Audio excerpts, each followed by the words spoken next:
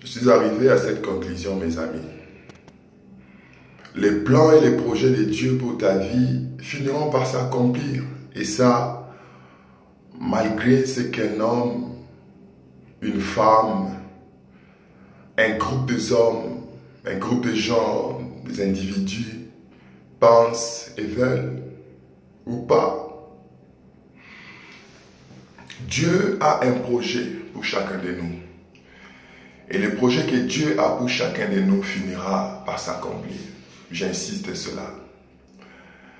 J'insiste sur cela. Parfois, nous faisons beaucoup dans nous, beaucoup de soucis, parce que nous ne connaissons pas.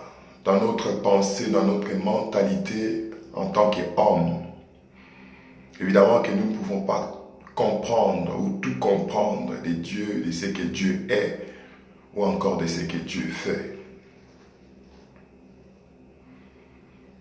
L'amour des gens, c'est bien. Nous voulons tous être aimés. La haine des hommes, nous haïssons, nous détestons le sentiment de se sentir haï et détesté par les autres. Mais j'aimerais ici partager avec quelqu'un quelque chose de très étrange. En étudiant la parole de Dieu, j'ai compris que l'amour et l'affection immense et profonde que Jacob avait sur son enfant ou son fils, Joseph, n'a rien fait dans la vie de celui-ci. Ou nous pouvons dire que cette grande et profonde affection, ce grand amour, n'a fait qu'accentuer la haine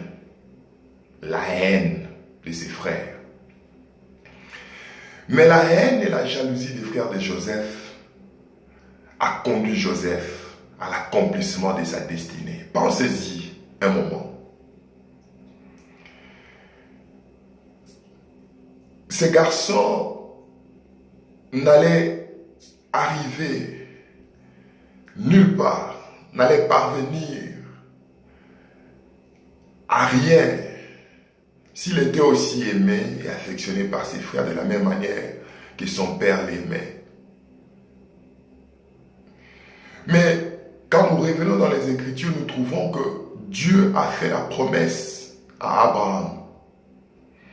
Il a promis qu'Abraham deviendra une grande nation. Alors que Dieu faisait la promesse, Abraham n'était qu'une maison. Que dis-je? Il ne s'agissait même pas d'une maison. Abraham vivait dans des tentes. Et il n'y avait pas grand-chose. Isaac n'était même pas encore né. Mais Dieu dit ces paroles que tu trouves dans la Bible. Car cacherai-je ce que j'ai à faire à Abraham, vu qu'Abraham deviendra une grande nation. Dieu a fait la promesse qu'Abraham deviendra une grande nation alors qu'Abraham n'était qu'une maison. Abraham n'habitait que dans des tentes. Quelques années après, Abraham aura Isaac. Mais Isaac n'était qu'une maison. Des années plus tard, Isaac aura Ésaü et Jacob. Ésaü sera disqualifié. Jacob est resté dans la ligne, dans la liste, dans le plan de Dieu. Mais Jacob n'était qu'une maison. Voilà pourquoi Joseph pouvait dire, je suis de la maison de Jacob, je suis de la maison d'Israël. Mais ce n'était qu'une maison, ce n'était pas encore une nation. Mais Dieu avait des grands projets. Comme les mêmes projets qu'il a pour toi, les mêmes projets qu'il a pour moi, les mêmes projets qu'il a pour ta famille. Notre Dieu, c'est un Dieu de grandeur. Il est le Dieu des grandes choses. Il veut accomplir des grands projets pour ta vie si seulement tu vas lui donner, lui laisser les champs libres, lui donner le temps d'accomplir ses plans et ses projets sur toi. Mais la haine des frères de Joseph ont fait que celui-ci soit dirigé là où même Dieu voulait l'envoyer. Dieu voulait le conduire. Revenons un peu dans les rêves. Et parce que notre Dieu parle par des rêves, par des visions nocturnes. Et tantôt d'une manière, tantôt d'une autre. Dans les rêves, Joseph se voyait comme quelqu'un qui gouvernait et qui recevait des honneurs. La lune, le soleil, les étoiles qui s'inclinent tout autour de lui, les gerbes qui courbent devant lui. Mais il ne faisait partie que d'une maison. Dans une maison, on n'a pas ça, on ne trouve pas toutes ces choses. On ne va pas gouverner à la hauteur de ce que Dieu veut pour nous si on reste enclavé dans une maison, dans un clan ou dans une tribu. Voilà pourquoi le Seigneur l'a conduit dans la nation la plus puissante de son temps pour sa préparation. Dieu voulait faire d'Israël une nation, une grande nation. Et Dieu a conduit Jacob comme précurseur pour aller préparer le chemin.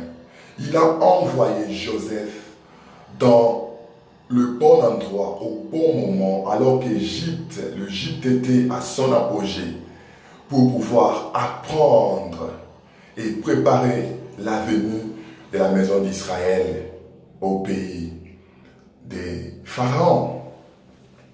Là, Dieu, quelques années plus tard, il va conduire et il va révéler, il va donner l'explication, la définition de son plan à Joseph, qui va comprendre et il pourra alors dire à ses frères, ce n'est pas vous, c'est Dieu qui m'a conduit ici pour sauver la vie à plusieurs personnes.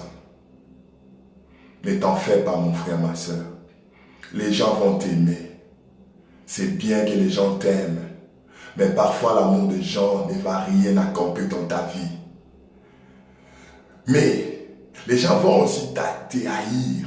Ils vont te haïr, ils vont te détester avec la plus profonde énergie, avec la passion qu'ils ont. Mais n'oublie pas que la haine des hommes, parfois, va te conduire dans le chemin de ta destinée, va te conduire là où Dieu veut que tu arrives, va te conduire à l'accomplissement des promesses de Dieu pour ta vie. Alors prends courage, relève-toi, ravale tes larmes. Chaque fois que tu te sens abattu, tourne-toi vers Dieu, dis à lui, Seigneur, je m'appuie sur toi, je ne compte que sur toi. Je suis haï de partout, je suis détesté par tous, mais toi, je sais que tu m'aimes. Oh, je m'approche à toi, je me couvre en toi. Oh, couvre-moi par l'ombre de ta gloire et de ta présence. Couvre-moi, protège-moi, garde-moi en ton nom. Que cela soit une parole d'accomplissement pour toi, que cela soit une parole d'encouragement pour toi ce matin. Que Dieu te bénisse richement. C'était ton frère Simba Lokosi. Goodbye.